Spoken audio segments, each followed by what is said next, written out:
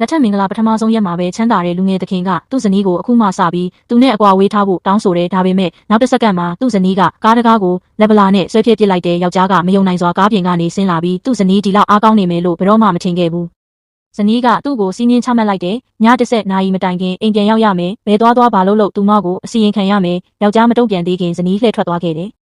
ယောက်ျားအရန်မကျေနပ်ဘူးကြွကြနေတဲ့ကားတကားကိုကောက်ကြည့်ပေမဲ့လုံးဝမလုံးမလောက်မမြောက်နိုင်ခဲ့ဘူးအိမ်ည10နာရီရောက်တဲ့အခါဇနီးသူ့ကိုချင်းချောက်ယုံပဲလို့ထင်လို့ရည်ရွယ်ချက်ရှိအိမ်မပြန်ခဲ့ဘူးတငယ်ချင်းတွေကိုကြွားနေချိန်မှာဇနီးဆိုင်ကယ်စီးရုတ်တရက်လာရောက်တယ်သူ့ကိုအိမ်ပြန်လိုက်ခဲ့ဖို့ပြောတယ်ယောက်ျားတငယ်ချင်းတွေနောက်ကပုံပြီးဒါကသူ့လွတ်လပ်ခွင့်ဖြစ်ပြီးဘယ်သူမှမထိန်ချုပ်နိုင်ဘူးလို့ပြောတယ်သူအိမ်မပြန်ဖို့ဆုံးဖြတ်ထားတာကိုမြင်လိုက်တော့ဇနီးနီးလန်းတစ်ခုတွေးထုတ်လိုက်တယ်ယောက်ျားခရီးတဲ့နေရာထိုင်ပြီးသူမမောင်းနေချိန်မှာအေးဆေးနေနိုင်ရင်အဲ့နောက်သူ့ဘဝကိုဘယ်တော့မှဝင်ရောက်ဆွတ်ဖက်တော့မယ်လို့ပြောတယ်ယောက်ျားတစ်ခါကပြိုင်ပွဲချန်ပီယံဖြစ်ခဲ့တာပြန်တတိရတယ်သူ့မောင်းနေစွမ်းနဲ့ရဲစွမ်းတက်တီကသူ့မထက်အများကြီးတာတယ်လို့ယုံကြည်လို့ချက်ချင်းသဘောတူလိုက်တယ်ဒါပေမဲ့ကားရဲတက်လိုက်တာနဲ့နောင်တရသွားတယ်သူမအနိုင်ရဖို့ဒီလိုနီလန်းသုံးမယ်လို့မထင်ခဲ့ဘူးကားကနေဆင်းဖို့စူးစမ်းပေမဲ့ဇနီးတန်းငွေကန်ပြီးအရှိန်နဲ့မောင်းထွက်သွားတယ်ယောက်ျားချက်ချင်းကြောက်လန့်စွာအော်ဟစ်တယ်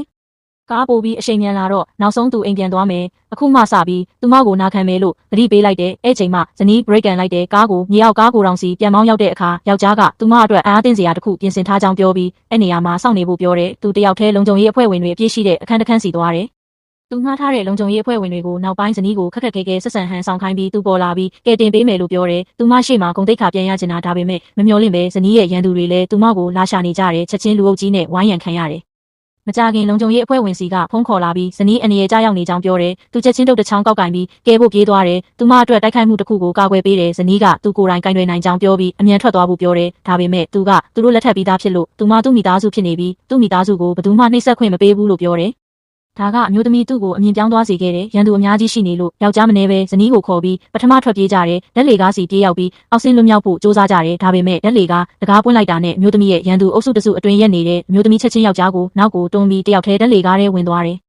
ယောက်ျားတုံးပြန်ဖို့မသိခင်တက်လေကားတကားပိတ်သွားပြီးသူချက်ချင်းလေကားစီပြေးသွားပြီးဇနီးမတန်ရရအောင်ဆူတောင်းနေတယ်မကြခင်တက်လေကားပထမထက်ရောက်တယ်မျိုးသမီးတန်ရအနှဲငယ်ပဲရခဲ့ပြီးတက်လေကားတွေကလူတွေအားလုံးသူမရိုက်ချခဲ့ပြီးဖြစ်နေတဲ့ယောက်ျားရဲ့မြင်ကွင်းကိုမြင်လိုက်ရတော့လုံးဝအံ့အားသင့်သွားတယ်သူဇနီးတကယ်ပဲဘလောက်အားကောင်းနေမှန်းဘယ်တော့မှမတွေးခဲ့ဘူး